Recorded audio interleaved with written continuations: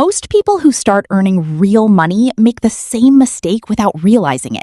They invest correctly and save correctly, and then they go home to the same broken thing in the bathroom they have been ignoring for 8 months.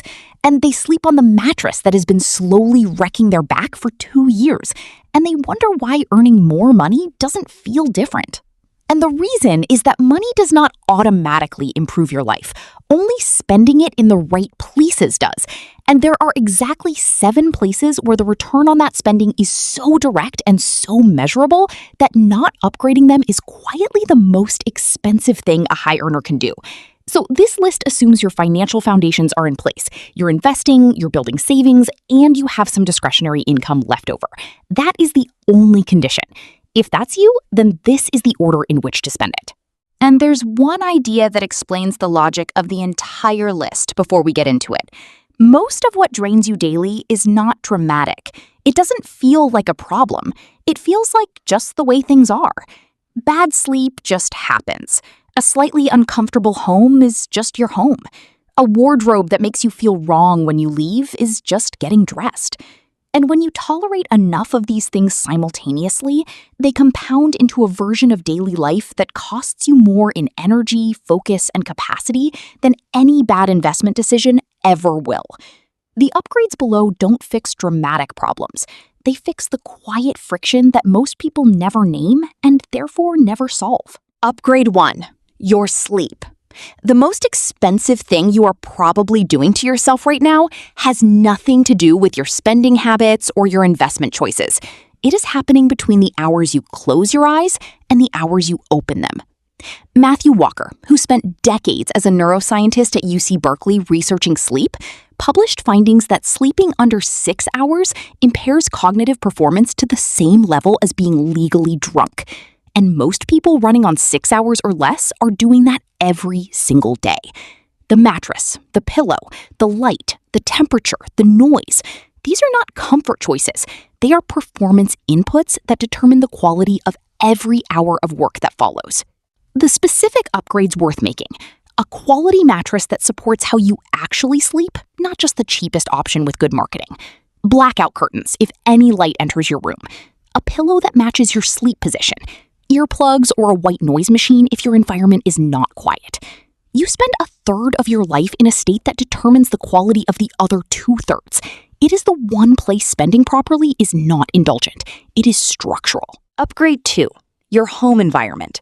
There is a very specific question worth asking about the place where you spend the majority of your waking hours. If someone you deeply respected were coming to stay, would you fix the things you have been ignoring before they arrived? If the answer is yes, then you are currently maintaining your home to a standard you believe strangers deserve more than you do. The flickering bulb, the uncomfortable sofa, the workspace that never quite feels functional. These are not minor inconveniences. They are constant, low-frequency signals to your nervous system that your environment is slightly wrong. And your brain does not compartmentalize that signal. It carries it into your focus, your mood, your capacity to rest. The upgrades do not have to be expensive. Warm lighting rather than harsh overhead lights has measurable effects on cortisol and perceived stress, according to research on environmental psychology. Plants placed near workspaces have shown statistically significant reductions in reported stress levels across multiple controlled studies. A monitor that fits your actual work rather than a laptop screen that doesn't. The principle is simple. Fix everything you would fix before a guest arrived before you fix anything else. Upgrade 3. Your sleep and home are already working. Now upgrade your fitness access. The reason most people fail at consistent exercise is not motivation and it is not discipline. It is friction. The gym that is inconvenient, the class that doesn't fit the schedule, the home setup that doesn't quite work. And when the day is hard, motivation is the first thing that disappears. So the person who relies on motivation to exercise is reliably the person who stops. The upgrade here is not about finding the best gym. It is about reducing the friction between you and whatever movement you will actually do consistently. That might be a gym close enough that the excuse of distance doesn't exist. A personal trainer if accountability is the variable that makes the habit stick. A better home setup if that removes the commute barrier. Whatever version of this has the lowest friction for your specific life is the right version. And spending money to lower that friction is not an indulgence.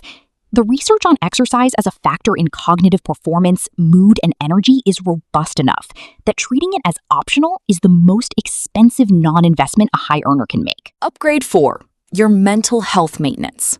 There is a category of upgrade that most people defer indefinitely because it does not feel tangible the way a new monitor or a gym membership does.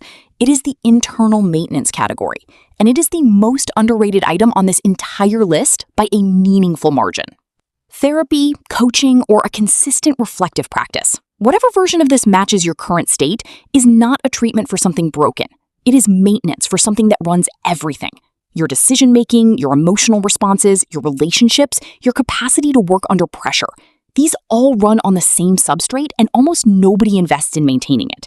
The return on understanding why you make the decisions you make is not measurable in the way a brokerage account is, but it shows up in every professional conversation, every personal relationship, and every moment of pressure you navigate from here forward. And if the home environment and the fitness friction reframes just change something about how you think about where your discretionary money goes, the like button is right there. It means the next video gets made and I get to keep making these arguments on your behalf. Upgrade 5, your food quality and food time. The category of spending that has the most direct and most frequently visible return on a daily basis is almost always what and how you eat. Not in the way wellness culture presents it, not the $25 smoothie, in a much more direct way. The amount of mental energy most people spend deciding what to eat, badly sourced ingredients that take long to prepare, and the fatigue of cooking something you didn't plan add up to more daily friction than almost any other single category. The upgrade here is not expensive food. It is fewer decisions made under poor conditions. A meal delivery service for the 2 or 3 nights a week where cooking creates stress rather than pleasure. Better sourced ingredients for the meals you do enjoy making. A coffee setup at home that produces something you actually want to drink in the morning. These are small costs with outsized daily returns because the quality of the morning and the quality of the evening have compounding effects on everything between them.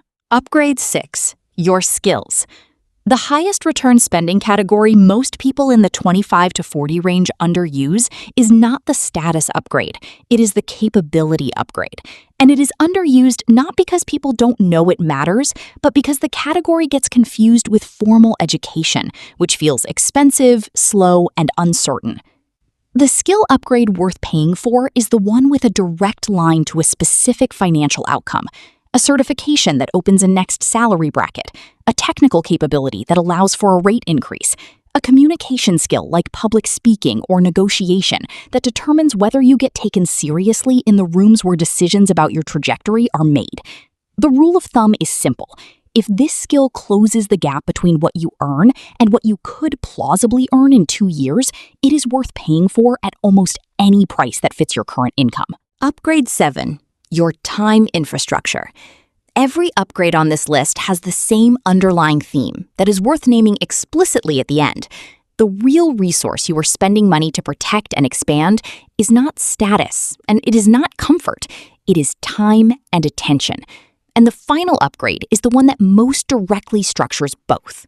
Your calendar, your workspace, your information environment, your communication systems, these are the infrastructure of how your days actually run. And most people inherit their time infrastructure accidentally.